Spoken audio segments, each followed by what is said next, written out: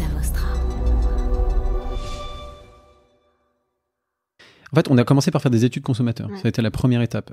En fait, ouais, d'un point de vue marketing, tout part des études. C'est-à-dire que, bon, c'est aussi quelque chose qu'on apprend chez Procter, mais c'est vraiment quelque chose qui est vraiment au cœur de notre volonté, notre stratégie chez EPC. C'est-à-dire qu'on dit toujours, en fait, notre avis ne vaut rien. Seul celui des consommateurs compte. Donc, on a commencé par faire des études quantitatives et des études qualitatives. On a fait des petites tables rondes avec des gens qu'on recrutait sur Internet, sur Facebook, mais vraiment nous-mêmes à la mano, quoi. En physique. En physique. Donc, en fait, on a fait un mélange d'études digitales, donc quantitatives, où on a balancé un questionnaire sur Facebook à des centaines de personnes en leur disant on va tirer au sort quelqu'un pour lui offrir une bouteille de champagne pour stimuler les gens, motiver les gens à remplir ce questionnaire. On a fait aussi des tables rondes dans un hôtel à Paris où on leur disait vous repartirez avec une bouteille de champagne à la fin si vous acceptez de discuter champagne pendant 2 heures avec nous. Donc c'est comme ça qu'on a recruté des gens qu'on connaissait de nulle part sur Facebook, dans des groupes Facebook. Comment ? Vous avez fait de l'achat média ? Non, pour recruter les gens ? Ouais. Ah non, on allait sur des groupes de tu vois, French Startup sur Facebook ou des groupes d'école. Et en fait, on essayait de cibler des gens un peu ce qu'on appelle les millennials, donc 30-35 ans. Et c'est comme ça qu'on a recruté des gens en disant, voilà, nous, on veut créer une nouvelle marque de champagne, on veut poser des questions aux gens.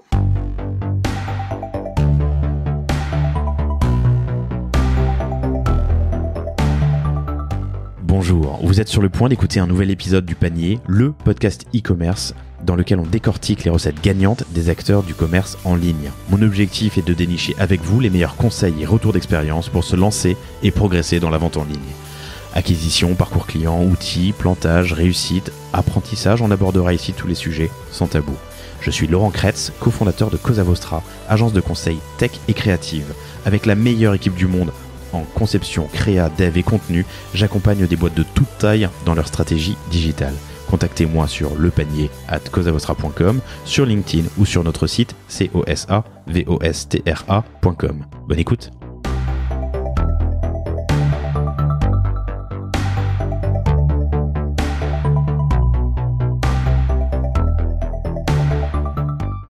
Bonjour à tous, je suis très heureux de vous retrouver aujourd'hui pour un nouvel épisode du Panier avec Camille, Julien et Édouard Roy qui sont les cofondateurs d'EPC, qui est une maison de champagne, une marque de champagne.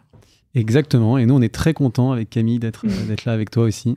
Ravi d'être là. C'est donc une start-up de champagne lancée il y a un peu plus d'1 an, c'est ça, en septembre, première bouteille vendue, tu m'as dit tout à l'heure, en septembre 2019. Ouais, exactement, on a présenté la marque en juin 2019 et on a commencé à la commercialiser tout début septembre 2019. Présenté à qui ?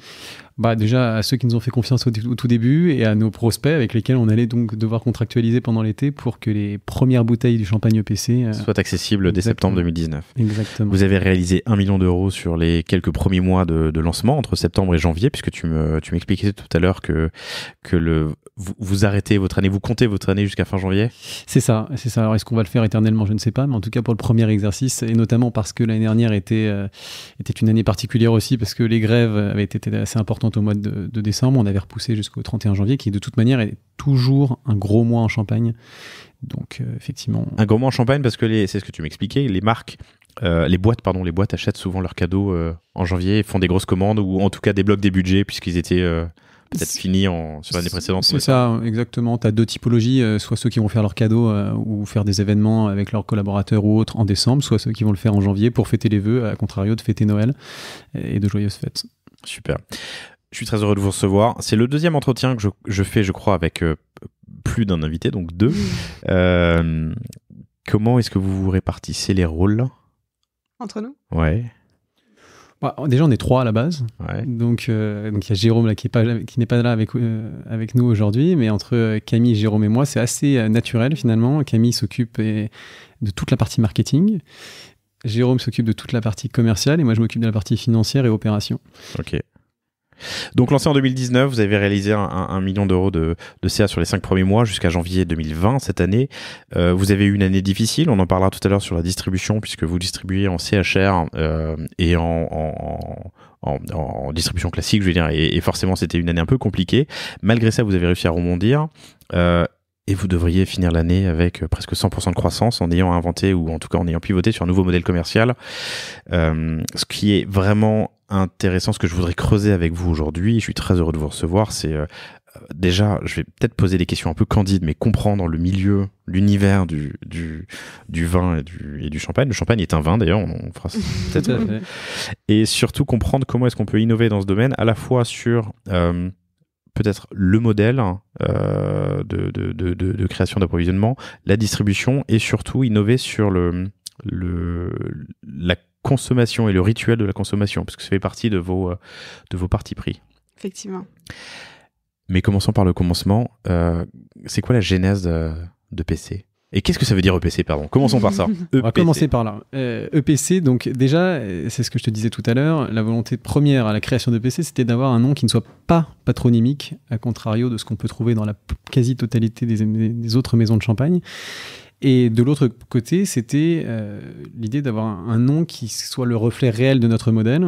Et donc EPC, on a repris une expression latine qui est E pluribus unum, qu'on a transformé avec un mot qui n'est absolument pas latin, qui est champagnum, donc E pluribus champagnum. Et si on le traduit, en tout cas la traduction du champagne EPC à travers ça, c'est l'union fait le champagne. Pourquoi ? Parce qu'on fait l'union entre le meilleur du terroir à travers ses vignerons et le savoir-faire qui leur est associé, et le consommateur avec du champagne. Donc vous ne produisez pas vos propres vignes ? Non, alors on a de mon côté un petit peu de vignes au niveau familial, mais comme la quasi-totalité des grandes maisons de champagne, on utilise les vignes de vignerons partenaires, mais sur un tout nouveau modèle, dont on pourra parler par la suite dans le détail. Et du coup, quelle est la genèse de PC ? La genèse de PC, déjà, c'est la passion du terroir français, la passion du terroir champenois. Et comme je le disais, donc moi j'ai la chance, parce que je le revendique, je suis très content d'avoir une famille champenoise. Et en fait, la toute genèse, si vraiment on va loin, c'est en 1967 où mon grand-père participe à la cofondation d'une coopérative qui était le modèle roi à l'époque en Champagne. Et alors que, d'ailleurs, la petite histoire, c'est que ma grand-mère croyait beaucoup dans le champagne, parce qu'à l'époque, c'était encore pas très développé. Mon grand-père, pas du tout, mais par amour, il était allé le faire pour elle. C'est quand l'avènement du champagne ? L'avènement, disons que les très grosses croissances, ça a vraiment été à partir des années 80 jusqu'à la crise de 2008, ça a été vraiment une croissance fulgurante pour la Champagne. Et c'est là où, notamment au début des années 2000 ou autres, où le champagne coulait à foison, mais vraiment partout, quoi. Et qu'est-ce qui a participé à cette explosion, cette croissance ? J'ai pas la culture, je pense, nécessaire pour tout expliquer. Ce qui est certain, c'est que je pense que comme dans toute chose, il y a des effets de mode. Je pense aussi qu'il y a eu de l'innovation au niveau marketing et des très belles marques qui ont très bien travaillé. Je pense que Camille pourra compléter là-dessus, mais notamment l'arrivée d'LVMH en Champagne, ça a été quelque chose d'extrêmement positif pour ce terroir. Ok. Donc ton grand-père participe à la création de cette... Exactement, de cette coopérative. Et par la suite, là, il faut avancer un peu dans le temps. Du coup, on se retrouve dans les années, aux alentours de l'année 2015, un peu avant, où avec mon père, on se décide de lancer une petite marque de champagne. On a un petit peu de vigne, nous, mais pas du tout de quoi avoir une grande maison avec de belles infrastructures. Mais on se dit, voilà, on va essayer de faire notre petit champagne et voir si, finalement, apporter une approche vraiment vin pourrait être intéressante. Parce que en cherchant un peu sur le champagne, moi finalement j'avais une connaissance très relative. Certes, je connaissais la région, mais pas forcément très bien le reste. Je me suis rendu compte que lorsqu'on buvait un champagne, il y avait des dizaines, voire des centaines, très souvent même des centaines de vins mélangés au sein d'une bouteille. Et c'est pas forcément quelque chose moi qui a résonné en moi positivement. Je me suis dit mais c'est dommage, c'est quand même un vin, c'est un terroir de vin. C'est-à-dire que si j'achète une bouteille de n'importe quelle marque connue dans le commerce, ce sera un assemblage de dans la quasi-totalité des cas, effectivement, et c'est dans 99% des cas, en tout cas les marques, c'est ça, c'est que ce qu'on appelle des négociants. Donc les négociants achètent soit du jus de raisin, à droite à gauche. C'est quoi du jus de raisin ? À la du jus de raisin ? Ouais, c'est du jus de raisin. C'est du raisin écrasé, quoi. Le raisin est tout simplement pressé, et derrière, ils récupèrent le jus. Okay. Soit ils récupèrent ce qu'on appelle du vin clair. Donc les vignerons, chez eux, prennent leur jus de raisin, le vinifient en vin, comme un vin blanc classique, si je puis dire. Et ensuite de cela, l'envoie dans les grandes maisons de champagne qui terminent le travail. Quelle est la différence entre le vin clair et le vin normal ? Il n'y en a pas. C'est un vin sans d'accord, le vin clair, c'est du vin. Ouais, okay. exactement. Non pétillant. Okay. Exactement. Et en fait, du coup, ça arrive dans les grandes maisons de champagne qui assemblent du coup des centaines de vins et d'années différentes aussi. C'est-à-dire que j'ai découvert aussi ça, c'est que c'est pas forcément la vendange, par exemple 2020, qu'on va retrouver dans les bouteilles par la suite. En fait, il va y avoir plusieurs années mélangées parce que la promesse des maisons de champagne, c'était de dire on doit avoir le même goût chaque année. Retrouver chaque année, sur plusieurs décennies, le même goût. Et moi, c'est pas quelque chose qui m'a forcément interpellé dans le bon sens. Je me suis dit c'est un peu dommage, au contraire, il faudrait plutôt valoriser ce terroir, montrer les différences qu'il peut offrir. Et du coup, on a commencé par goûter quelques bouteilles et on s'est rendu compte, parce que finalement, comme je le disais, j'avais une connaissance très relative du champagne, qu'un champagne du nord de Reims n'a rien à voir avec un vin de champagne de l'Aube, qui n'a rien à voir avec un champagne à côté des Pernets ou autre. Et en fait, il y avait une richesse derrière ce terroir incroyable et qu'on avait tendance un peu à l'oublier parce que on avait justement des vins très consensuels et extrêmement mélangés. Standardisé et lisse, j'imagine, ce qui est plus facile pour une marque de grande distribution, qui utilise la grande distribution pour vendre d'une année à l'autre, quoi. Exactement. Et donc, on a commencé par créer cette première marque de champagne qui faisait déjà, comme le champagne EPC, que du blanc de blanc. Mais alors là, nous, on faisait que du millésimé, donc qui était vieilli encore plus en cave. C'est quoi le blanc de blanc ? Le blanc de blanc, en Champagne, il y a 3 cépages forts. 3 cépages omniprésents. Le chardonnay, qui est vu aujourd'hui comme le cépage le plus noble parce qu'il offre les vins d'une grande finesse avec une bulle très fine et disons que l'absorption est facile. Le pinot noir, qui lui va donner des vins un peu plus puissants, mais qui reste très intéressant aussi. Et le pinot meunier, qui est un cépage noir aussi, comme le pinot noir, et qui va offrir aussi des vins à puissance un peu plus importante. Et en fait, le blanc de blanc, c'est lorsqu'on a que des raisins blancs, donc que du chardonnay, dans une bouteille. Ok. Et donc, on avait sorti cette première marque et on a... Avec ton père, c'est ça ? Avec mon père, exactement. On faisait ça soirée, week-end, quand on avait le temps. Et c'était vraiment un petit projet familial. Et en fin de compte, ça a plutôt bien marché. Et c'est là où la petite flamme a commencé à naître, en me disant, il y a peut-être quelque chose à faire dans le champagne. On est sur un marché qui est assez fermé, mais nous, on a le droit, entre guillemets, d'en faire partie de par nos origines. Pourquoi pas aller faire quelque chose d'un peu plus poussé et de repenser vraiment le modèle. Parce qu'en fait, l'intérêt, quand on fait une toute petite boîte, c'est qu'on touche à tout et qu'on se rend compte de tous les points de douleur qui sont adossés à la chaîne de valeur du produit qu'on commercialise. Et l'intérêt, ça a été ça. Et donc, on s'est dit, il y a peut-être quelque chose à faire, mais je me sentais pas du tout de le faire tout seul. Mon père était salarié dans une boîte, donc il n'avait pas du tout le temps de... Dans l'univers, dans l'industrie ? Pas du tout, dans l'aviation, donc rien à voir. Donc on était très loin de ça. Et en fait, la vie est très bien faite, parce que la vie est faite souvent dans l'aviation en Champagne ? Dans l'aviation, mais donc, il travaillait chez Air France, en l'occurrence. Okay.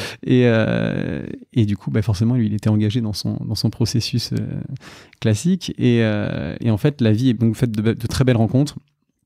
Parce que successivement, j'ai rencontré Jérôme puis Camille, et on s'est, à travers beaucoup d'heures de travail, de réflexion ou autre, on s'est accordé pour repenser un modèle emblématique d'un produit que tout le monde connaît au niveau mondial. La marque Champagne est extrêmement forte, et on en est arrivé à créer EPC.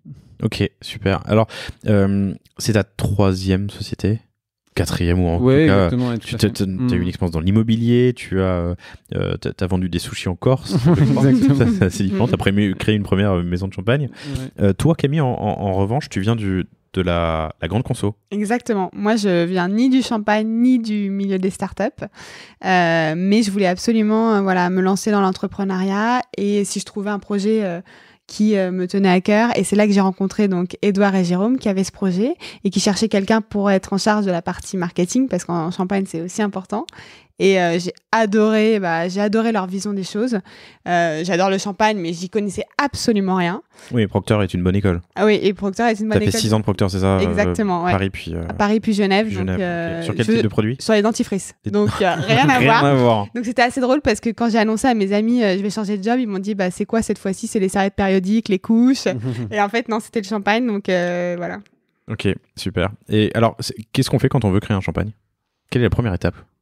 La première étape, déjà, c'est de savoir comment on veut le créer. C'est parce que, comme je le disais, il y a plusieurs modèles. C'est un nouveau modèle, tu disais. Et en fait, on s'est dit, aujourd'hui... En fait, on a commencé par faire des études consommateurs. Ouais. Ça a été la première étape. En fait, d'un point de vue marketing, tout part des études. C'est-à-dire que, c'est aussi quelque chose qu'on apprend chez Procter, mais c'est vraiment quelque chose qui est vraiment au cœur de notre volonté, notre stratégie chez EPC. C'est-à-dire qu'on dit toujours, en fait, notre avis ne vaut rien. Seul celui des consommateurs compte.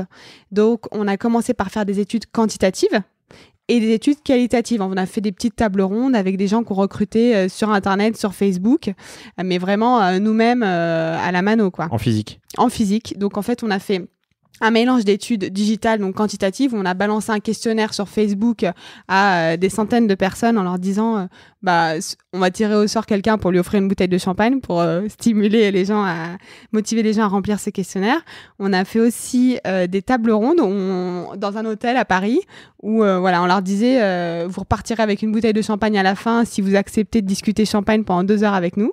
Donc c'est comme ça qu'on a recruté des gens qu'on connaissait de nulle part sur Facebook, dans des groupes Facebook. Comment vous avez fait de l'achat média? Non, pour recruter les gens? Ouais. Ah non, on allait sur des groupes de tu vois, French Startup sur Facebook ou des groupes d'école. Et en fait, on essayait de cibler des gens un peu ce qu'on appelle les millennials, donc 30-35 ans. Et c'est comme ça qu'on a recruté des gens en disant, voilà, nous, on veut créer une nouvelle marque de champagne, on veut poser des questions aux gens. Et voilà. Donc questionnaire en ligne, plus table ronde. Exactement. Et focus group. Exactement. Et quelle était l'orientation? Comment étaient animés ces workshops? On s'est rendu compte que, en fait, à travers ces études, on s'est rendu compte qu'il y avait plusieurs barrières aujourd'hui à l'achat de champagne. Donc la première, c'était le côté très sacralisé du champagne, c'est-à-dire qu'on avait des gens en table ronde qui nous disaient même si j'ai les moyens parce que je suis jeune actif, c'est l'apéro à Noël quoi. Exactement. Ouais. Donc en fait c'était très drôle parce que je me souviens toujours de quelqu'un qui nous a dit en fait même si j'ai les moyens d'amener une bouteille de champagne à dîner chez des amis, je vais pas le faire parce qu'ils vont se demander ce que j'ai à leur annoncer. Et en fait c'est vraiment l'imaginaire du champagne aujourd'hui, c'est vraiment Noël ou grande annonce quoi. Donc ça c'était un des freins. Un des autres freins, c'était aussi le côté un peu poussiéreux, bling-bling, c'est-à-dire qu'il y avait des gens qui nous disaient je vais pas prendre un verre de champagne, en terrasse avec des amis. Le blida, on y viendra un peu plus tard. Le blida est un verre de traditionnel champenois qu'on a voulu mettre au goût du jour, parce qu'il n'est jamais sorti des frontières champenoise, alors que pour ma part, on a toujours bu dedans. C'est un verre de thé à la menthe. En fait, c'est un verre de thé, ouais. Pardon, je te laisse donc reprendre. en gros, du coup, ce côté un peu poussiéreux, poupeux. Donc en gros, je vais pas prendre un verre de champagne en terrasse parce que mes amis vont se dire que je me la joue, grosso modo.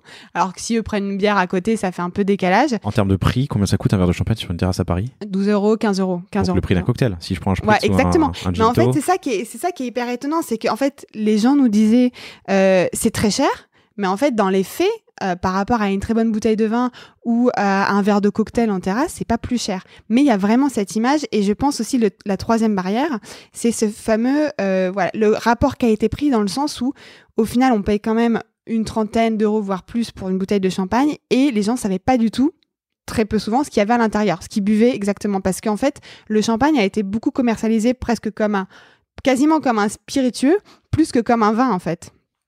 Et c'était vraiment les 3 barrières. Donc, le côté sacralisé, le côté poussiéreux et le côté, on ne sait pas du tout ce qu'on boit. Donc, finalement, pourquoi est-ce qu'on paye, quoi. Ok. Du coup, ça dure combien de temps Ça a duré. On a voulu être assez rapide parce qu'on voulait se lancer rapidement. Donc, ça a duré 2 mois à peu près. On est à quelle époque? On est en Printemps. novembre-décembre 2018. Novembre-décembre 2000. Donc, un an avant, un peu moins d'un an, 10 mois avant la commercialisation de la première bouteille. Ouais. On a mis 6 mois en tout entre le début des études et le lancement officiel en juin, sachant qu'on a commercialisé en septembre. Combien de personnes vous avez vues? On a vu, en études quantitatives, on a eu 300 réponses. Ouais. Et en quali, on a fait 3 tables rondes de 6 personnes. Donc on a vu 18 personnes. Ok, vous aviez été vraiment sans billets? 0, une bouteille de champagne. Oui, non, pardon, et pas des gens que vous connaissiez ou qui vous connaissaient ou qui connaissaient le projet. Non, sans billet, non, aucun. Justement, c'était l'idée. Ouais. La conclusion, c'est? La conclusion, c'est qu'en fait, il y avait une opportunité pour lancer une nouvelle marque et qui irait tacler notamment ces barrières. Et donc, du coup, c'est pour ça qu'on a lancé EPC, on va en parler, mais pour le côté poussiéreux, et t'en parlais au début, on a voulu créer une nouvelle expérience de dégustation avec ce fameux blida, mais il y a des choses autour. Le côté aussi communication de la marque est beaucoup plus jeune, beaucoup plus accessible. Moi, la première, en fait, quand j'ai commencé à me renseigner sur le champagne, parce que comme je te disais, j'étais un grande conso et je vendais des dentifrices, j'y connaissais absolument rien. Et en fait, j'étais très surprise parce que quand j'allais sur les sites internet des marques, je comprenais absolument rien à ce qui était dit souvent parce que c'était très technique. Je prends l'exemple d'un dernier post que vous avez mis sur Insta, mais c'est un verre de blida dont on parlera tout à l'heure, mais un verre de blida avec du champagne et une pizza. Voilà, c'est ça le côté. Ce qui sort un peu des habitudes et ce qui reste hyper agréable quand même à faire. Ouais. Une petite pizza avec un blida, je le recommande à tout le monde. Eh ben on va et tu vois, moi essayer. la première, je buvais jamais de champagne avant pendant le repas parce que dans mon imaginaire c'était vraiment pour l'apéro et en fait ça se marie extrêmement bien quoi avec les plats. Vous avez fait ces études quali-quanti, next step? Next step, le nom, ça c'est la première chose. Donc là pour le coup on a briefé, on a travaillé avec une agence parce que tu vois c'est hyper important. Enfin on n'était pas des experts. Donc EPC comme te l'expliquait Edouard au début. Et après la troisième étape c'est la bouteille, le design. Attends, restons sur le nom une seconde. Quel est le coût de faire un travail avec une agence sur le nom d'un champagne ? Alors, ça dépend de l'agence que tu prends. C'est-à-dire que ça peut coûter très cher. Nous, voilà, c'était autour de 10 000 euros à peu près. Ouais. Ok. Et il y a eu des tests conso ouais, alors en fait, donc tout ce qui est...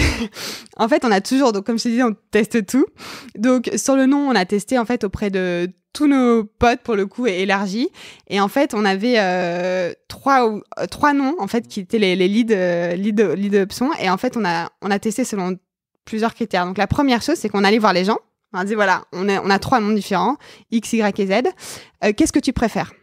Les gens avaient un avis. Et c'était très intéressant parce que EPC était très polarisant. C'était, en fait, soit les gens l'adoraient, donc le mettaient en numéro 1, soit ils le mettaient en dernier. Tu le présentais en disant EPC, et alors je ne l'ai plus en tête. On précisait même pas. Okay. Parce qu'en fait, EPC. on disait, les gens ne sauront pas forcément non. ce que ça veut dire. Donc en fait, on précisait pas du tout ce que ça voulait dire. Okay. Et la deuxième chose, c'est qu'une heure après, on les rappelait et on leur disait, parmi les noms que je t'ai présentés il y a une heure, desquels tu te souviens ? Et en fait, EPC, systématiquement, ils se souvenaient d'EPC alors qu'ils avaient souvent oublié les autres. Je prends la note parce que c'est hyper intéressant. Donc vous avez testé les noms auprès d'une population proche. Combien de personnes en tout ? Une 70 à peu près. Ouais, c'est bien. Ouais, c'est ça. Tu leur donnes les 3 noms, tu leur demandes leur avis, tu en discutes, tu les rappelles ensuite pour savoir celui dont ils se souviennent. Voilà. T'as appris ça chez Procter ? Écoute, oui, mais en fait de façon très différente parce que chez Procter, autant te dire que c'est pas moi qui faisais les études en direct, j'avais des instituts de sondage à dispo. Et le design, en fait, même pour compléter, le design aussi, on l'a extrêmement testé. On a passé des heures sur les quais de gare, et notamment un petit coucou à la gare de Levallois, où en fait, on montrait des visuels sans expliquer absolument rien, et on demandait l'avis des gens. Et en fait, c'est génial parce que ça te permet de surtout pas être dans ta conviction et t'enfermer dedans et du coup rentrer dans des débats qui finissent par être stériles, mais de se dire, mais en fait, non, il y a des choses factuelles dans la rue, c'est celui-ci. Et c'est ça qui est génial aussi. Et en fait, les gens attendent leur train. Ils ont 3 minutes à t'accorder. Tu leur dis, voilà, on lance une marque de champagne.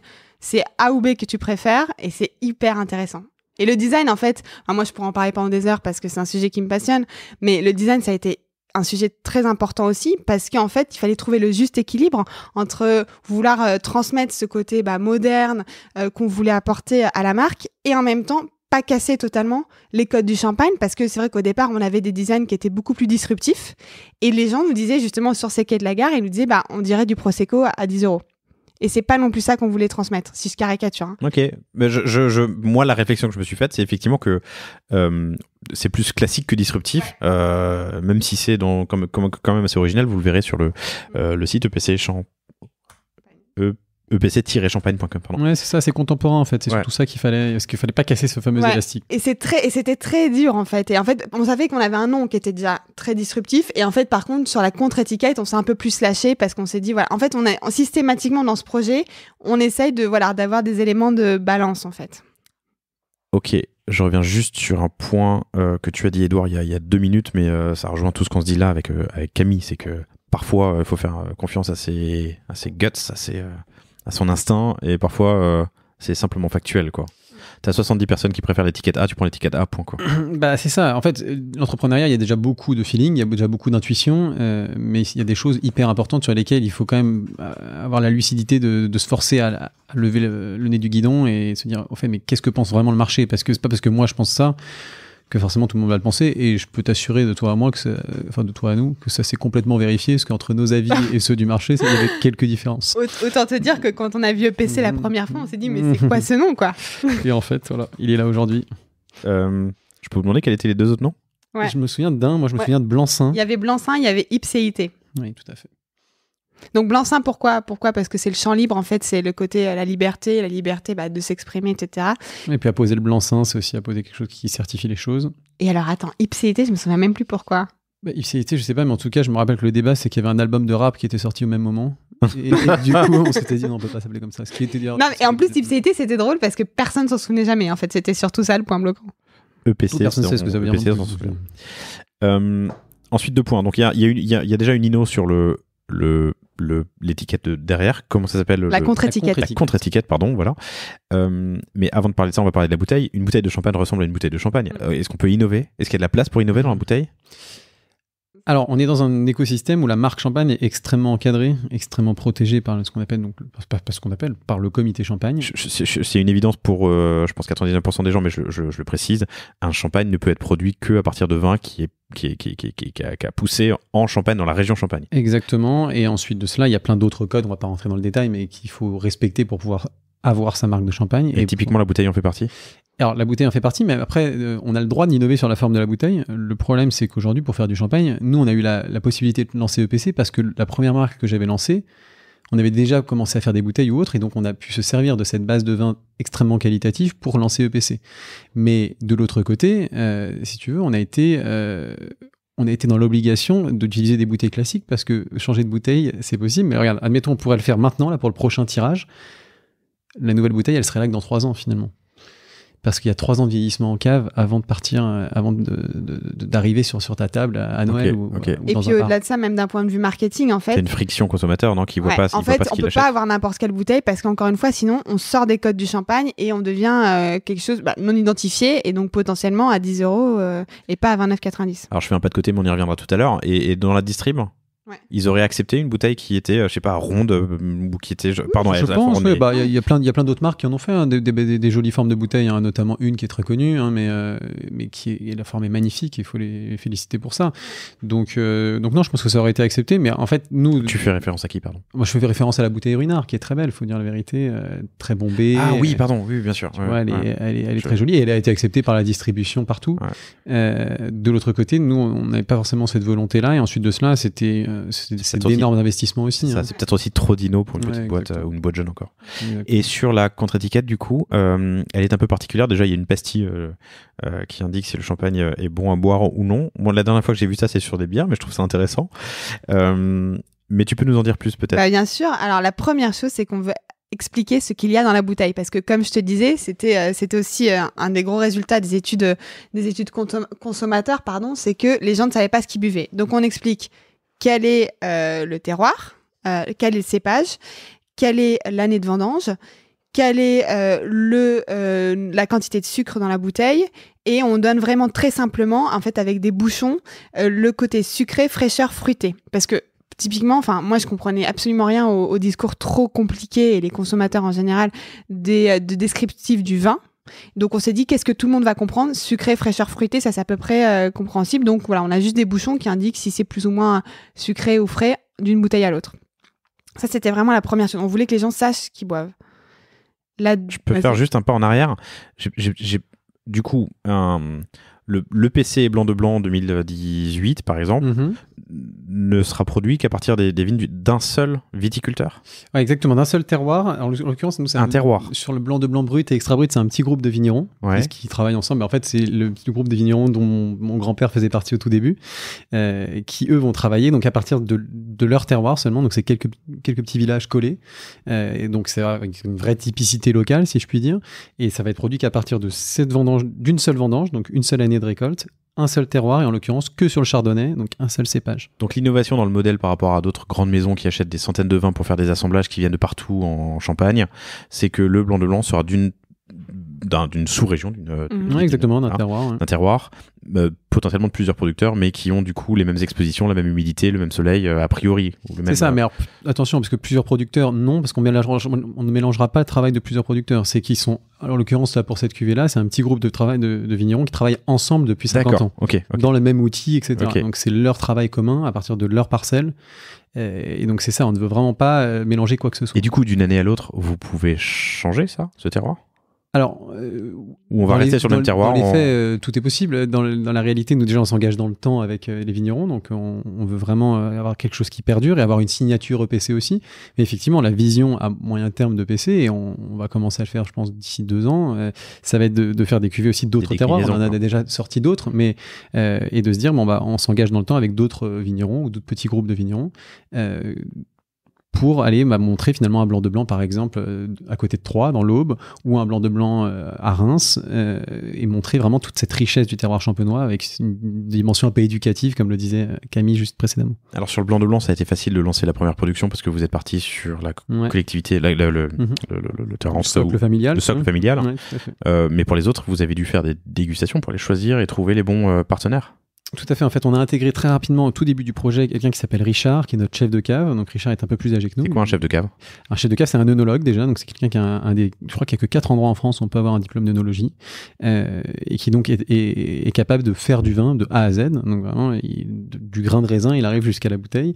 Et en l'occurrence, lui, Richard était chef de cave de très grandes maisons de champagne avant. Et donc lui, il est un peu plus âgé. Je crois qu'il a eu 60 ans cette année. J'espère pas dire de bêtises. Et il vous a fait confiance ? Et il nous a fait confiance au début. Et c'est ça qui a été assez dingue aussi, c'est qu'il a produit des millions de bouteilles dans sa vie et il croyait fermement dans notre modèle qui était donc selon lui, selon ses mots, vertueux pour le terroir champenois, pour les hommes qui se cachent derrière aussi, et parce que on vient traduire un savoir-faire, on vient mettre en avant un savoir-faire, on vient traduire la richesse d'un terroir.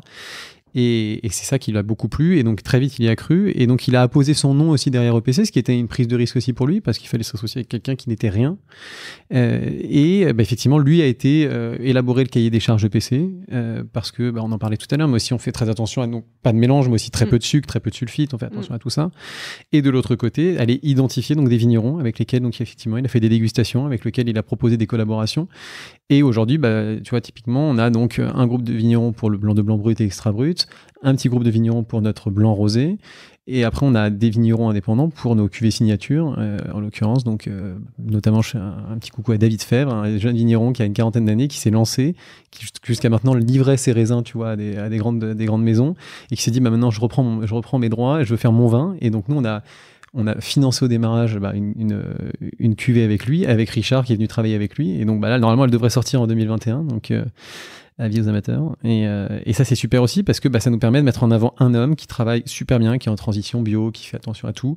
Et vraiment avec un vin hyper humain, hyper traçable et en édition limitée à chaque fois en plus de ça. Mais du coup, il y a quand même un temps qui est incompressible entre le moment où tu décides de lancer un... Bien sûr.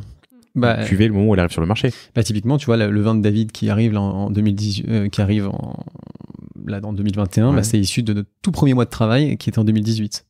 Okay. Donc, quand on s'est rencontré avec Camille et Jérôme, on a directement commencé à travailler avec d'autres vignerons. On a lancé la machine parce qu'on savait que il faudrait du temps pour que tout puisse arriver. Donc, vous avez pu profiter en fait de ton expérience précédente sur le stock de bouteilles et certainement déjà ces vignerons qui travaillent ensemble, mais vous prépariez déjà la suite. Super. Ok.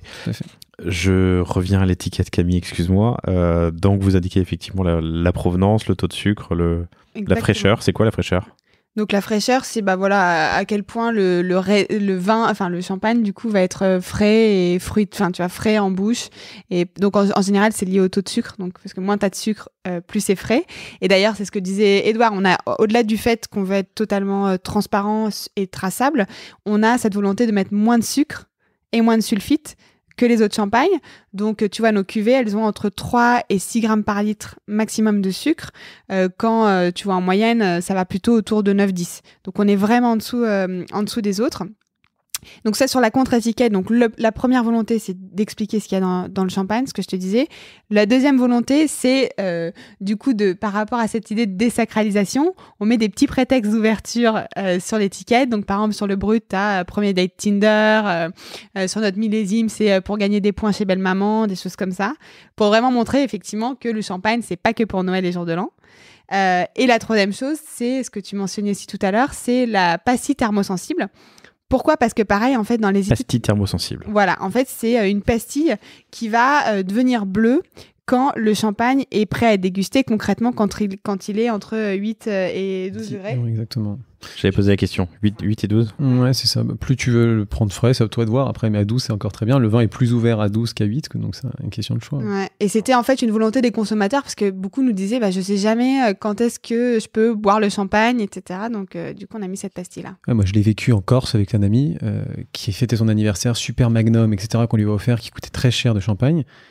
Et je le vois le prendre de la table, le mettre sur la table de l'apéro. Je me dis, quel enfer. Il devait être au frais, tu vois. Je me dis, ça fait 5 minutes, je suis arrivé. Bon.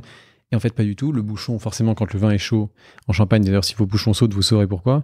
Et ben, le bouchon saute au plafond, et il y en a partout qui s'en met, ça met un trou dans le plafond. Enfin, vraiment, et tu te dis.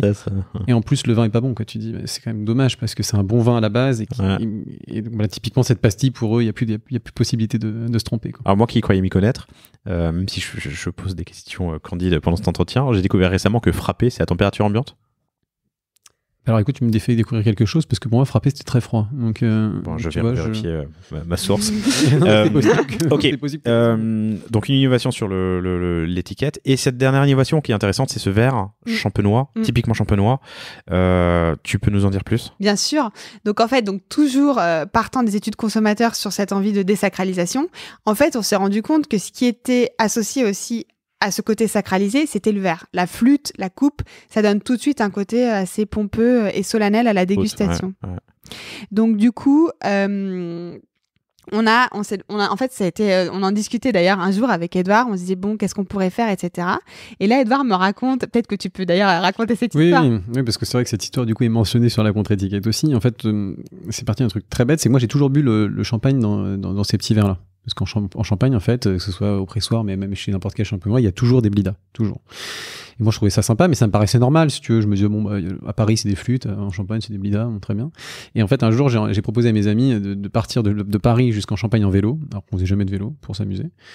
Et on est arrivé chez un de mes cousins, et qui nous a accueillis avec donc un banc de blidas, si tu veux, comme un banc de shot, finalement. Et mes amis ont un souvenir hyper fort de ça. En me disant, c'était génial, en plus de boire dans ces petits verres, là, c'était super convivial, c'était super cool. Et en fait, j'ai juste raconté ça à Camille, et Camille m'a dit, mais en fait, elle est là, l'innovation, pourquoi on prépare un truc un peu plus simple ? Et le verre, il y marque tout le monde, c'est qu'il y a peut-être quelque chose. Et on a creusé dans ce sens-là. Et en fait, on s'est dit, c'est génial, parce qu'à la fois, comme c'est un grand verre à shot, ça ressemble à un grand verre à shot, c'est un côté hyper convivial et désacralisé. En même temps, c'est vraiment lié à l'histoire des vignerons champenois, parce que, comme je te l'expliquais, c'est que, pour la petite histoire, en fait, c'est la ville de Blida, en Algérie, qui faisait fabriquer ces verres à thé au début du XXe dans les manufactures de verre de Champagne. Et c'est comme ça, en fait, que le Blida est arrivé en Champagne. Donc, on a trouvé ça génial. Et puis, c'était très différent aussi de ce que faisaient toutes les autres marques de Champagne. Là, je découvre vraiment quelque chose. Surtout que j'ai toujours cru que le Champagne s'appréciait sur la longueur de la flûte parce que on voyait les bulles remonter. Il y a aussi la coupe qui était modelée sur le Sainte-Joséphine, si je dis pas de bêtises, en fait, c'est la légende. Mais ça, je le découvre, le verre à Blida qui ressemble à un verre à thé. C'est ça, mais en fait, il a d'autres avantages aussi. C'est que tu vois, il fait 10 centilitres alors qu'une coupe en moyenne fait 12 centilitres. Donc, on est juste en dessous. Et même, tu vois, d'un point de vue café, hôtel, restaurant ou autre, ça permet de faire aussi baisser un peu le prix d'entrée du verre de champagne. Ce qui est intéressant aussi pour les bars ou autres. Et enfin, pour revenir sur ce que tu m'as dit juste avant, on est évidemment conscient que c'est pas le meilleur vin pour déguster du champagne, le meilleur verre pour déguster du champagne, mais c'est tout aussi bien qu'une flûte, ça c'est sûr, tout aussi bien qu'une coupe, mais effectivement ça ne remplace pas un très beau verre à vin, un très beau ballon, où là effectivement pour déguster un vin de champagne, il y a pas mieux. Il y a de l'éducation à faire, du coup, pour les distributeurs, pour les partenaires, les restaurateurs et le client final. Exactement, ouais. Mais du coup, ça vient petit à petit. Mais en fait, on a eu un peu peur au début. On s'est dit comment ça va être perçu, etc. On a fait des événements qui étaient d'ailleurs assez,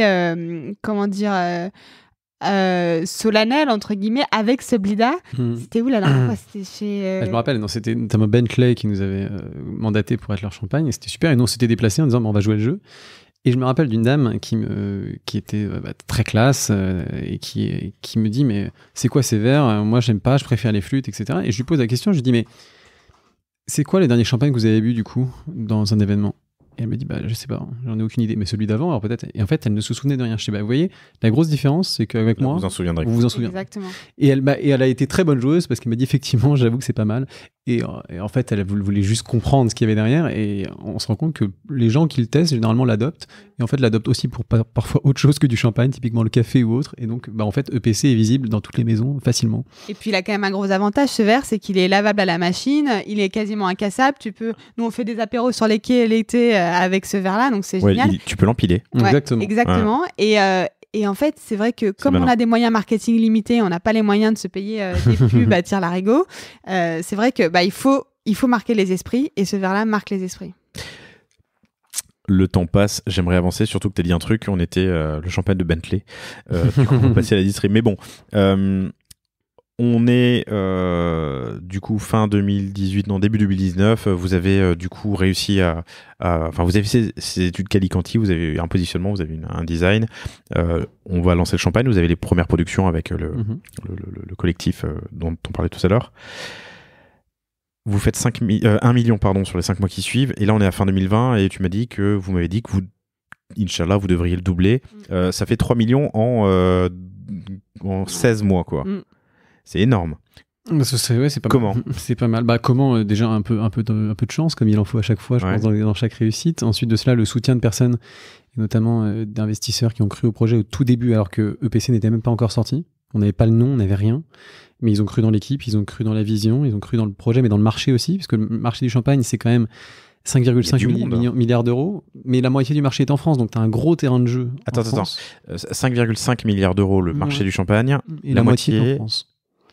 Donc tu as un beau terrain de jeu en France. Et surtout, tu as un terrain de jeu énorme à l'international alors. Ah bah évidemment, mais du coup c'est ce qui est intéressant aussi, c'est que souvent il y a des boîtes, notamment dans la tech ou autres, qui peuvent avoir un marché local très loin de celui des États-Unis ou autres, où tu as des marchés énormes. Nous, l'intérêt, c'est que déjà tu as un beau marché en France à adresser. Alors effectivement, c'est très concurrentiel.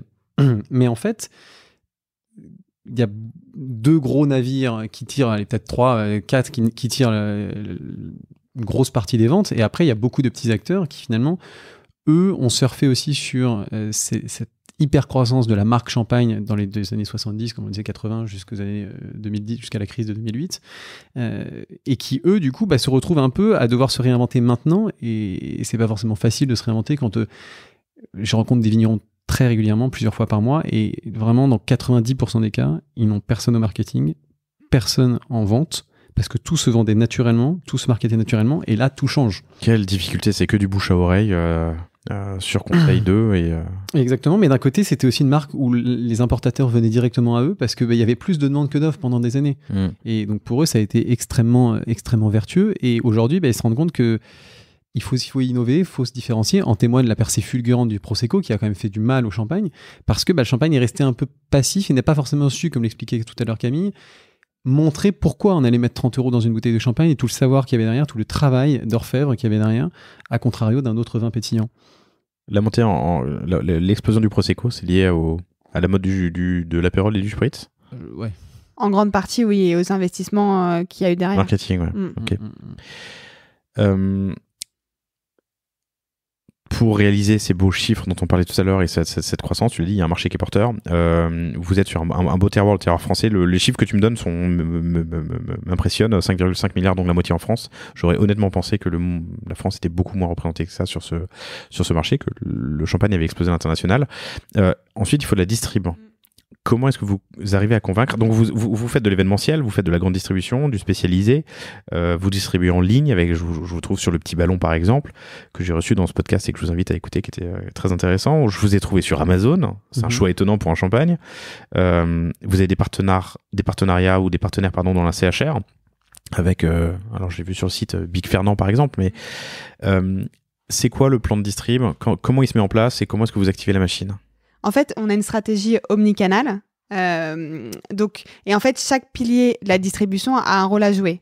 Donc, notre point principal au départ, c'était le CHR, donc les bars-restaurants, pour donner de la visibilité à la marque et de l'image. Donc, c'est hyper important pour nous d'être présents dans des bars-restaurants qui vont être en phase avec l'image de PC. Le point de départ, c'est les CHR. Mais la première année, c'est là qu'on a fait le plus de chiffre d'affaires. Ouais. Ça demande énormément de travail. C'est là où la personne... sauf si tu veux avoir une chaîne et que tu distribues chez Flunch. Non, mais c'est là où on a eu un peu de chance aussi. Et l'expérience de Jérôme, donc notre associé, a énormément pesé dans la balance parce qu'il avait déjà montré patte blanche sur ce marché champagne depuis 20 ans. Et que quand son nom apparaissait sur une offre en CHR ou autre, on lui faisait confiance. Et ce qui est dingue, c'est qu'on a eu la chance d'avoir le groupe Café Richard, qui est le plus beau distributeur à Paris, enfin le plus gros en tout cas sur Paris, qui nous a fait confiance au tout début et qui nous a dit, nous, on a besoin d'un nouveau champagne dans notre portefeuille, on croit dans votre modèle, on croit dans tout ça. Et en fait, ça nous a quand même mis vachement le pied à l'étrier parce que une fois que tu es chez Café Richard, tu sais que entre guillemets, tu as une marque qui est solide et que tu as des produits qui sont de qualité. Et c'est vrai que ça a quand même bien amorcé la pompe pour la partie CHR. Comment vous avez signé Café Richard ? Le réseau de Jérôme, et ensuite de cela, des rendez-vous qu'on a, je pense, bien menés. Et ils ont vraiment, vraiment adoré la marque et ils nous soutiennent toujours autant. D'ailleurs, je crois qu'ils ont d'ailleurs fait une commande ce matin, si je dis pas de bêtises. Et donc ouais, non, ils ont vraiment vu la pertinence de notre modèle et surtout la place que notre marque pouvait prendre dans leur portefeuille, qui était finalement assez linéaire, si je puis dire, avec beaucoup de marques qui se ressemblaient. Au moins, au PC, c'est sûr qu'on arrivait avec quelque chose de différent. Quels sont tes leviers pour convaincre Café Richard de distribuer ? L'innovation, l'ADN, la volonté, mais prix, distribution, production, taille de prod. Vous avez vendu quoi, 50 000 bouteilles, 60 000 bouteilles sur ces premiers... Avec eux, non, on a vendu un peu moins que ça, mais parce qu'on avait on a eu après d'autres distributeurs un peu ailleurs en France. Mais faut savoir aussi que PC aujourd'hui présente un rapport qualité-prix incroyable. Tu vois, on est référencé chez Lavinia.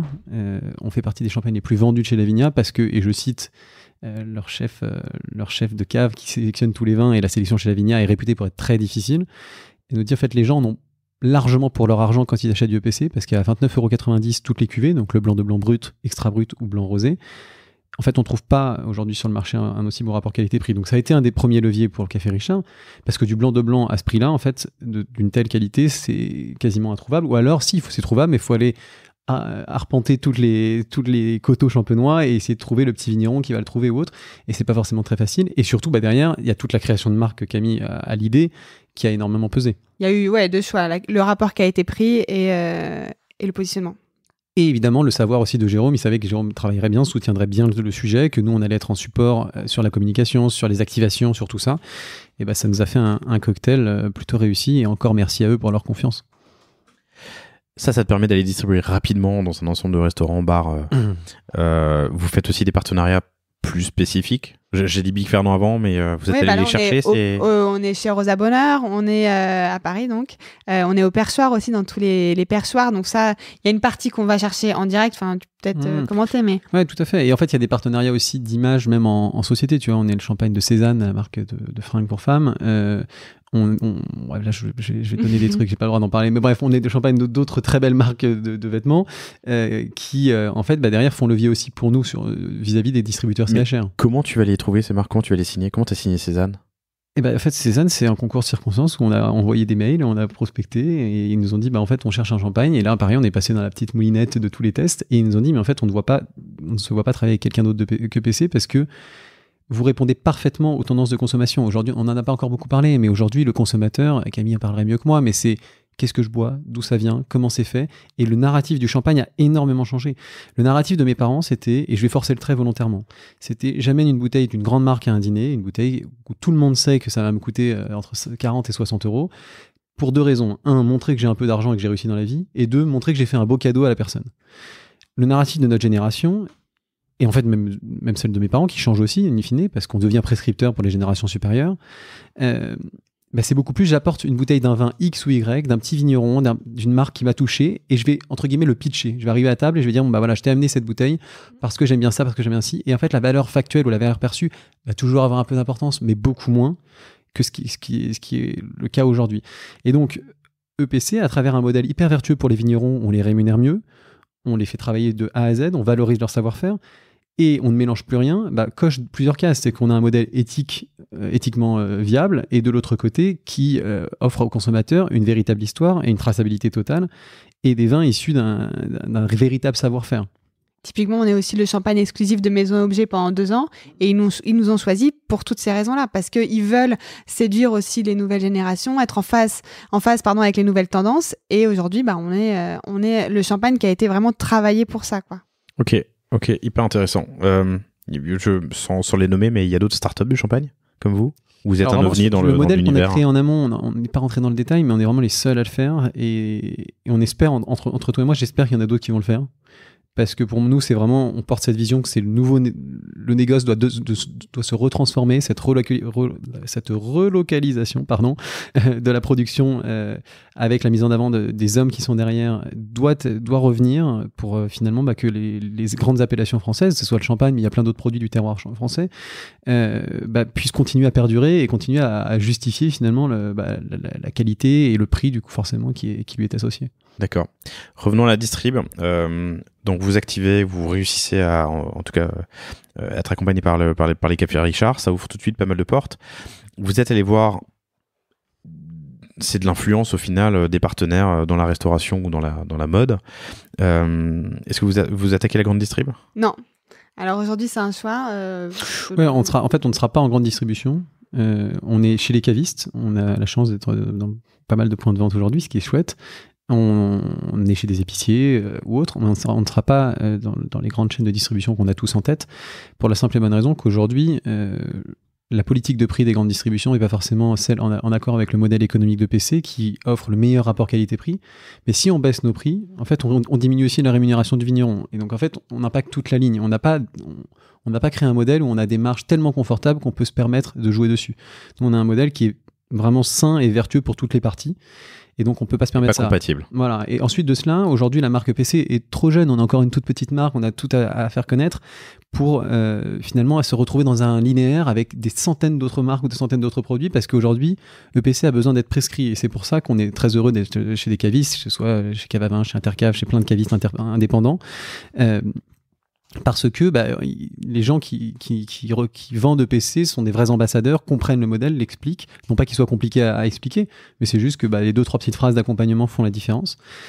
Alors après, on ferme pas la porte un jour ou l'autre à aller en grande distribution. La seule règle, ce sera que ça ne bafoue pas notre modèle économique vis-à-vis des vignerons, et que de l'autre côté, EPC soit suffisamment mis en avant pour que sa prescription se fasse de manière naturelle et que le consommateur puisse se rendre compte de l'opportunité qu'il a en trouvant une bouteille d'EPC face à lui. Très bien, intéressant. Mais du coup, est-ce que c'est pas un peu en opposition avec vendre sur Amazon ? Je ne vais pas me faire d'amis, mais... Alors ça, c'est un bon point. En fait, on a voulu faire des tests. Donc, on a testé pas mal de circuits de distribution. Alors, distribution en ligne au sens large. En ligne au sens large. Donc, on est distribué sur notre site internet. Avant tout, on a aussi des partenariats avec le Petit Ballon qui vend sur son site, avec Cole, avec Twill par exemple, et on a voulu faire un test Amazon. On va arrêter pour plusieurs raisons. La première, c'est parce que d'un point de vue même par rapport à nos valeurs, on se rend compte qu'on s'y retrouvait pas tout à fait. La deuxième, c'est que c'est pas du tout là en fait qu'on vend le plus, donc tout simplement. Et la troisième, même, c'est que c'est pas là qu'on gagne le plus. Donc au final, on va arrêter aujourd'hui là. Après, Amazon aurait pu être un axe intéressant parce que, mine de rien, quand tu es devant ton écran ou sur ton téléphone, tu as le temps d'aller faire des recherches sur la marque. À contrario, quand tu es en grande distri, c'est quand même rare que tu te dises attends, je vais choisir mon champagne, je vais sortir mon téléphone. Ça arrive. Mais donc on s'était dit pourquoi pas. Finalement, le mec qui va aller taper epc-champagne.com derrière va pouvoir se dire alors qu'est-ce que c'est, je comprends, et donc j'ajoute à mon panier ou non. Finalement, je n'ai pas l'impression que ce soit vraiment ça, mais ça faisait partie des tests et les réponses qu'on voulait trouver, quoi. Et du coup... c'est vous qui gériez le stock, l'envoi ? Sur Amazon ? Sur Amazon. On livrait le stock chez eux. Vous livrez en prime chez eux. C'était en prime chez eux.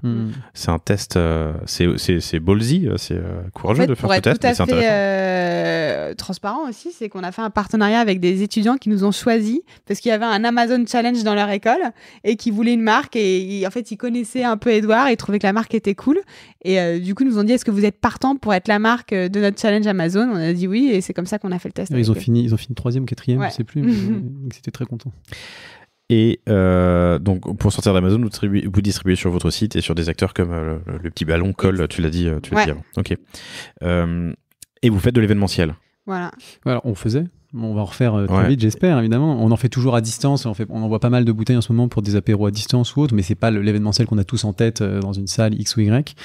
Ça a été vraiment quelque chose qui a énormément fonctionné. Déjà parce que le côté jeune de la marque, le rapport qualité-prix, les animations qu'on venait faire aussi sur place. L'expérience aussi, parce qu'encore une fois, on apporte quelque chose de différent. Mais comment tu vas signer Bentley, par exemple, pour un événement Bentley ? Vous avez des commerciaux, c'est du réseau, non, mais c'est du... Là, en l'occurrence, on a une équipe de commerciaux quand même qui travaille, et c'est, en fait, c'est tout simplement Bentley qui a été après intéressé, et ça s'est fait comme ça. Je me rappelle plus exactement des détails en l'occurrence, mais... Alors Bentley ou un autre, mais du coup, tu leur envoies des bouteilles, c'est du cold call. Alors, en l'occurrence, il y a plusieurs choses. Jusqu'à l'avant le confinement, disons qu'on était un peu plus traditionnel. On avait un modèle où on y allait un peu comme ça, tu vois, parce que la grosse problématique du champagne, c'est que le décideur n'est jamais le même. Tu vois, si tu vends une solution, je sais pas, un truc en SaaS, en financier, tu sais que le DAF va être le mec qui va signer à la fin. Nous, ça peut être l'acheteur de champagne, ça peut être le directeur général, ça peut être la directrice marketing, ça peut être l'office manager, ça peut être, bref, je te passe tous les postes. Ce qui, du coup, est très dur pour trouver ton interlocuteur parce que tu te fais balader de tous les services en service à chaque fois. Et du coup, on a essayé de pallier à ça. Et le premier confinement nous a permis justement de répliquer un modèle tech à un produit de grande consommation. Et Camille va en parler mieux que moi dans ce détail. Non, mais en fait, du coup, effectivement, le premier confinement a été bénéfique pour nous parce que ça nous a permis de nous poser. On était vraiment, tu vois, dans le rush depuis le lancement. Alors que vous étiez en physique pour le plus gros de la Exactement. Ouais. En fait, on fait le bilan en mars-avril et en fait, on voit que tous les bars, restaurants sont fermés, que tout l'événementiel est arrêté et on ne sait pas du tout quand ça repartira. Donc là, on en parle entre nous et on se dit, bon, il y a peut-être une opportunité à aller chercher plus les entreprises et notamment tout ce qui est cadeaux collaborateurs et cadeaux clients. Et là, on se dit, OK, comment est-ce qu'on va pouvoir faire les choses différemment? Comment est-ce qu'on va pouvoir attaquer ce marché? Et on a commencé par faire toujours des études. Donc, on a interrogé nos clients, les clients entreprises qu'on avait à ce moment-là. On leur a dit, voilà, on a essayé de comprendre quels étaient les différents personas, comment est-ce qu'on pouvait les aborder, comment est-ce qu'on pouvait aller chercher de nouveaux clients. Et ça nous a permis de vraiment comprendre, quelles étaient vraiment les attentes des clients en entreprise et comment est-ce qu'on pouvait y répondre au mieux à leurs besoins. Et donc, suite à ça, on a, comme disait Edouard, répliqué un modèle d'acquisition SaaS de 100% digital sur ce segment de marché, donc toutes les entreprises. Et aujourd'hui, en fait, c'est ça qui nous a permis d'avoir une année exceptionnelle malgré la situation. Alors, je veux bien que tu rentres dans le détail. Ça veut dire quoi, répliquer un modèle SaaS? Non, mais en fait, l'idée, c'était de se dire, tu vois, le modèle SaaS où tu as un abonnement, on ne pourra pas faire de l'abonnement sur le champagne. Alors, peut-être un jour, mais pour l'instant, pourquoi pas sur le marché américain, notamment si un jour on y va, qui fonctionne beaucoup comme ça dans le vin, peut-être un jour en France, mais aujourd'hui, on n'a pas forcément une profondeur de gamme et suffisamment de nouveautés permettant que tous les mois, tu te dises, disons, que je reçois mon truc, peu importe. De l'autre côté, c'était de se dire, OK, aujourd'hui, tu as le fameux SDR, ensuite la personne qui close, ensuite l'account manager. Comment on pourrait le faire sur la partie champagne sans que finalement cette partie SDR soit trop compliquée? Parce que comme je te le disais, sinon, passer des coups de téléphone, tu te fais balader de service en service et tu tombes jamais sur la bonne personne. SDR, c'est le premier échelon, c'est vraiment la chasse Sales Development Representative. Exactement. Voilà. Celui qui va chercher du prospect un peu qualifié, très très légèrement qualifié, du prospect intéressé. Suspect. Qui va passer des appels toute la journée. Voilà. Et en fait, on a testé au démarrage un CSDR là et ça marchait pas du tout. Enfin, ça marchait, mais c'était pas à la hauteur de notre ambition. Et l'idée, ça a été de se dire comment on peut faire via de la data au démarrage. Donc, le premier sujet, ça a été de constituer des bases de données très importante et de comprendre les cycles de vente des différentes industries parce que on a une grande chance en Champagne, c'est que tout type de boîte achète du champagne. Que ce soit, tu vois, Cosa Vostra ou une boîte dans le bâtiment ou un promoteur immobilier ou je ne sais, ou que sais-je, ou un cabinet d'avocats. Et l'intérêt, ça a été de se dire, OK, on prend de la data, on l'agrège et ensuite de cela, on pousse l'offre au meilleur moment au potentiel décideur de chaque boîte avec le message le plus simple et le plus court possible, le tout en automatisé pour que finalement les commerciaux chez nous ne soient plus des SDR mais reçoivent que des leads qualifiés de personnes qui disent effectivement j'ai peut-être un petit besoin en Champagne, effectivement j'aurai des besoins dans un mois, dans 2 mois et que finalement ils soient là, nos experts, vraiment on les appelle comme ça, ceux qui connaissent parfaitement ce qu'on fait, ils connaissent très bien le vin de Champagne, sont là vraiment dans une dimension conseil et apportent donc un service extrêmement qualitatif pour les gens qui veulent travailler avec nous. Ok. Et du coup, ça vous permis, ça a été un réel relais de croissance en 2020 sur le... Ça a été énorme pour nous. Aujourd'hui, c'est une très grosse partie de notre chiffre d'affaires qui est générée grâce à ça. Et voilà. Et en fait, ce qui est au-delà de ça, tu vois, on a, le fait de vraiment avoir vraiment ciblé de façon ultra précise, tu vois, les attentes et les besoins de nos différents clients et de segmenter notre offre en fonction. Aujourd'hui, on a un taux de satisfaction client qui est de 91%. Donc, tu vois, je pense que ça, c'est la meilleure métrique qu'on peut avoir. Client qui t'achète tes bouteilles. Ouais. Pas forcément le client final. Non. Ok. En fait, on n'a pas forcément de vue sur où va la bouteille après, quoi. Mais du coup, ça me permet d'enchaîner sur cette dernière section de cet enregistrement sur l'aspect marketing. Vous faites partie de ces industries où tu es en B2B2C, ou en tout cas tu ne parles pas à ton consommateur final. Vous continuez de faire des tests aujourd'hui ? Ouais, alors on a déjà un groupe d'ambassadeurs sur WhatsApp avec lesquels on échange, tu vois, très régulièrement dès qu'on veut lancer une nouvelle cuvée, qu'on a des questions existentielles sur leur marque. Oui, un prétexte d'ouverture ou autre, on leur pose des questions pour tout. On utilise aussi pas mal les réseaux sociaux, notamment notre compte Instagram. Tu vois, sur notre cuvée rosée, tous les prétextes d'ouverture sont des idées en fait de consommateurs parce qu'on a posé une question en story sur quel prétexte d'ouverture vous voudriez voir sur la prochaine bouteille rosée, etc., etc. Donc en fait, même si au final on est peu en direct, on est quand même c'est aussi la beauté du digital aujourd'hui, c'est que grâce aux réseaux sociaux, on est en direct avec les consommateurs. Pour les distributeurs qui sont en ligne, est-ce que tu arrives à obtenir les coordonnées de l'acheteur final ?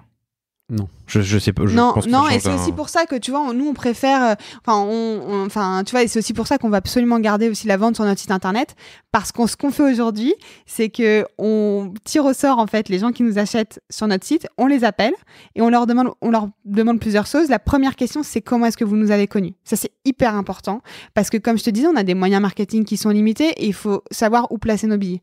Donc comment est-ce que vous nous avez connus, qu'est-ce que vous avez pensé de l'expérience d'achat sur notre site, qu'est-ce que vous avez pensé de la marque et qu'est-ce que vous avez pensé de notre produit. Et ça, c'est ultra intéressant. À quel rythme vous faites ça ? On le fait et en fait ce qui est intéressant c'est qu'on le tourne en fait entre nous déjà, c'est pas toujours la même personne parce que moi je trouve que c'est hyper important que tout le monde ait des retours terrain tu vois régulièrement et on le fait tu vois tous les 2-3 semaines on prend au hasard des gens qui nous ont commandé et on les appelle. Ok. Et du coup sur tes leviers marketing quel est ton mix aujourd'hui et comment tu l'actives ? Alors du coup, le premier axe, c'est déjà l'axe RP aussi, tu vois, pour la notoriété, parce que en termes d'objectifs marketing, aujourd'hui, on a deux objectifs. Enfin, un objectif principal, c'est la notoriété. Il faut qu'on émerge, qu'on arrive à émerger, tu vois, à travers toutes les autres marques de champagne qui ont aussi beaucoup plus de moyens que nous. Donc la notoriété et l'image, l'engagement des consommateurs. Donc pour la notoriété et en fait on n'a pas voulu se disperser. Donc tu vois, on s'est vraiment concentré sur des choses en particulier. Donc la notoriété avec l'agence RP, les réseaux sociaux pour l'engagement des consommateurs. Aujourd'hui, sur les réseaux sociaux, par exemple, pour tout ce qui est influenceurs, on fait des petits partenariats anecdotiques, mais on paye jamais les influenceurs. On a fait ce choix-là parce que déjà, on n'a pas forcément les moyens. Et au-delà de ça, en fait, on a la chance d'avoir un produit et une marque qui séduit. Et tu vois, notre parti pris et puis la qualité de notre champagne, en fait, il suffit qu'on donne une bouteille de champagne à des influenceurs pour qu'ils en parlent. Donc, on a vraiment des partenaires influenceurs, tu vois, très ciblés, qui vont vraiment être en face, qui vont partager nos valeurs et qui vont vouloir parler de nous. Donc voilà, RP, réseaux sociaux, LinkedIn aussi, c'est important pour nous parce que comme on cible beaucoup les entreprises... Pour revenir sur les influenceurs, tu les choisis comment ? On les choisit en fait en fonction de leur positionnement et en fait de leur valeur. C'est-à-dire qu'on va avoir on va pas du tout aller sur des influenceurs qui vont être très on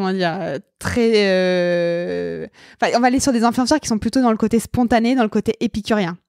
Donc, tu vois, vraiment les amateurs de bonne chère et puis qui ont vraiment ce côté très spontané dans leur communication. Ça va vraiment être Et puis, au départ, on a aussi choisi des influenceurs qui étaient amateurs de vin parce que c'était aussi important pour la crédibilité de la marque. Mais vous le faites en interne, t'as pas une plateforme de choix comme... Non, en fait, on fait tout en interne aujourd'hui. Alors, même, tu vois, tous les visuels, on a aujourd'hui une alternante qui prend toutes nos photos. Donc, franchement, donc Lucia, je la salue d'ailleurs. Mais voilà, on a fait le choix, en fait, pour plusieurs raisons. On a fait le choix de tout internaliser pour l'instant, en tout cas, parce qu'en fait, on est en phase de test. Donc, on teste, on fait un peu des petites touches, tu vois, sur la communication, sur les partenariats. On teste tout en interne et en fait, on a une réactivité du fait de ça qui est super. Et aussi, l'avantage de tout faire en interne, c'est que ça donne un côté un peu spontané et tu vois, homemade aussi, je pense, à notre communication, qui est aussi totalement en accord avec ce côté, tu vois, assez accessible, convivial qu'on veut donner à la marque. C'est l'alternante qui fait les shootings ? Ouais. C'est Cali.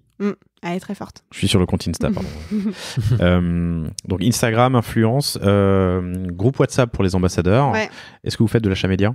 Non, aucun. Alors en fait, pareil, on a testé beaucoup de choses, si je te disais. L'année dernière, on a testé, par exemple, on a fait une campagne de flyers à la Défense. On s'est dit, on va essayer le flyer. On ne sait pas ce que ça va donner. Donc, on avait écrit sexe, en gros, sur nos flyers pour se dire, voilà, spontanément, les gens vont avoir envie de le prendre. Ça a marché, on a distribué 3000 flyers en 3 heures à la Défense, aux heures de pointe. Mais en fait, ça n'a rien donné. Parce que, tu vois, au verso, évidemment, au recto, on avait écrit sexe. Au verso, on expliquait la marque. Ça n'a rien donné parce que, tu vois, c'est pas comme ça que les gens vont aller acheter du champagne. L'achat média, on l'a essayé. On a fait du sponsor sur réseaux sociaux, Facebook, Insta. On a fait du sponsor sur LinkedIn. On a fait aussi un peu de SIA.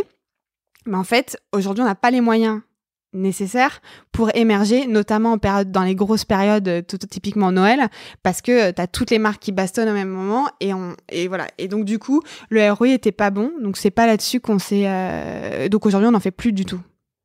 Vous avez levé des fonds? Je fais une parenthèse, mais... Oui, on a levé des fonds. Je te disais tout à l'heure, on a eu la chance d'avoir la confiance de super investisseurs qui a été très tôt finalement dans le projet et qui nous a permis justement de pouvoir faire ces différents investissements et développer la marque à cette vitesse-là aussi.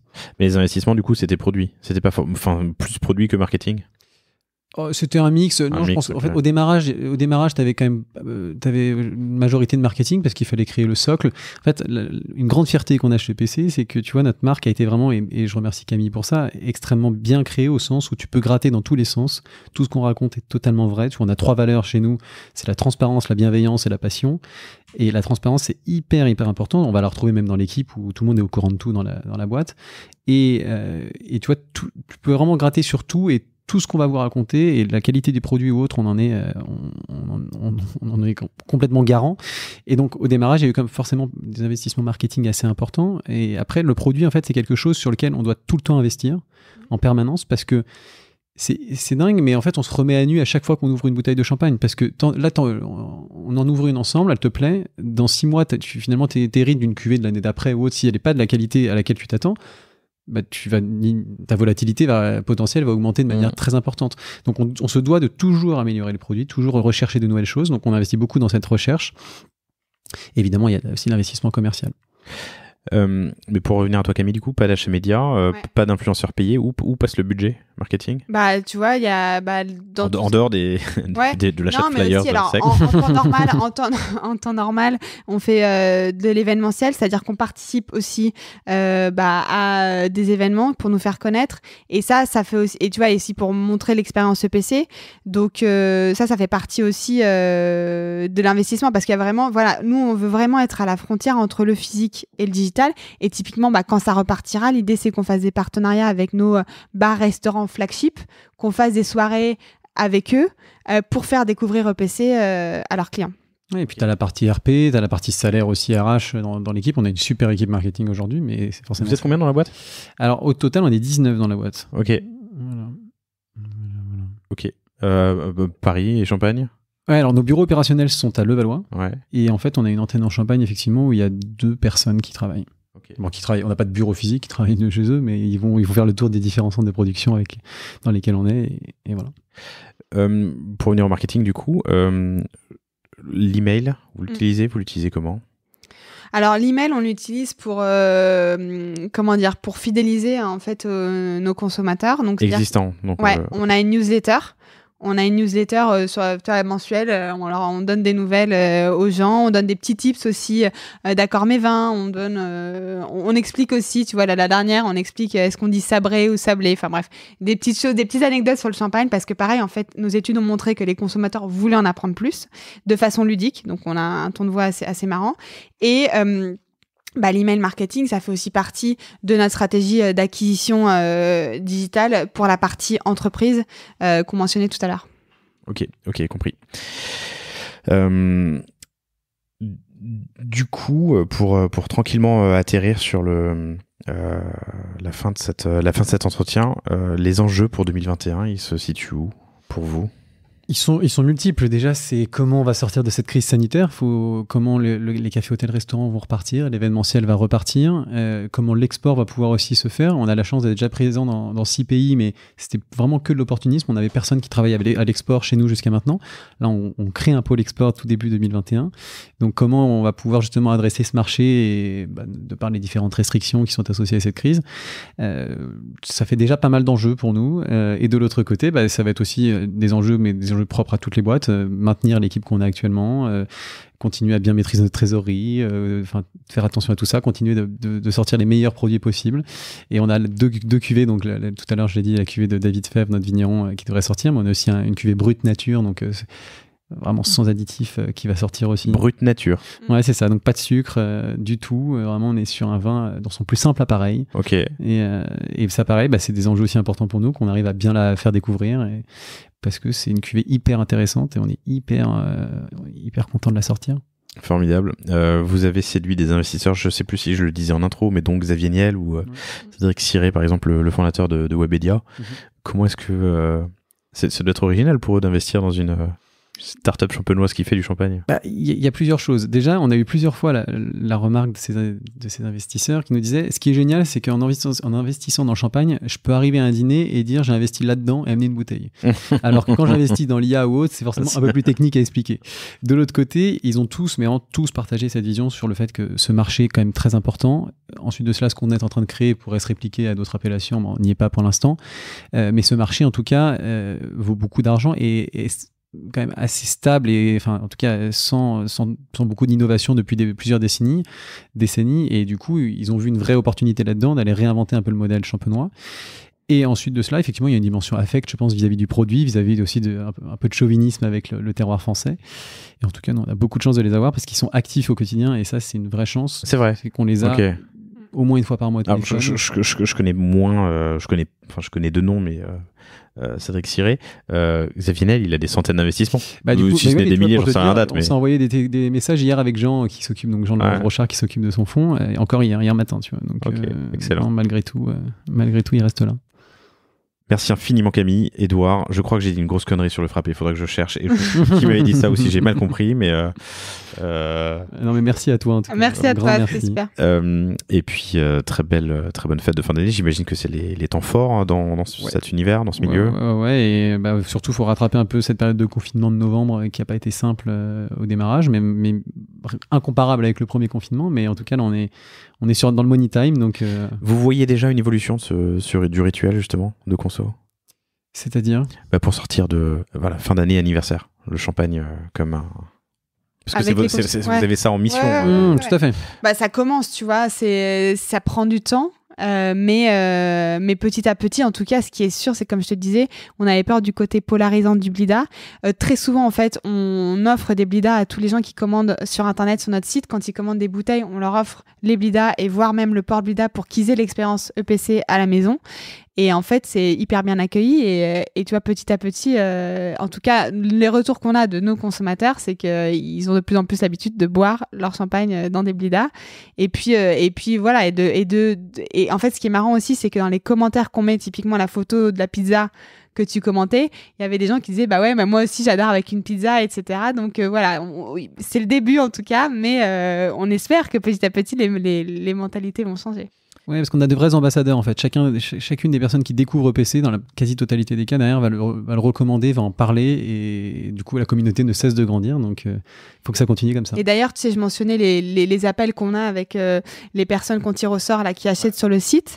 Et en fait, systématiquement aussi, on leur demande parce qu'on n'a pas encore mis en place une politique de parrainage, s'ils seraient intéressés par cette politique de parrainage le jour où elle va mettre en place, et on nous dit toujours oui, tu vois, parce que ils sont ravis de la marque et ils seraient contents d'en parler autour d'eux. Formidable. Camille, Edouard, merci infiniment pour votre temps. Merci à toi. Et très bonne chance pour cette année qui arrive. À bientôt. Merci. Au revoir. Merci d'avoir écouté cet épisode du panier. J'espère qu'il vous a plu. Si c'est le cas, et même si ce n'est pas le cas, abonnez-vous pour ne rater aucun épisode. Parlez-en autour de vous et laissez-moi un commentaire sympathique sur Apple Podcast. C'est ce qui m'aide le plus à remonter dans les classements. N'hésitez pas non plus à le partager à chacun de vos contacts dans le business. Chaque nouvel auditeur intéressé est une victoire. Si vous avez besoin d'un accompagnement tech et créatif, que ce soit pour votre site internet, votre stratégie de contenu ou d'inbound marketing, n'hésitez pas à me contacter à l'adresse lepanier@causavostra.com. À bientôt.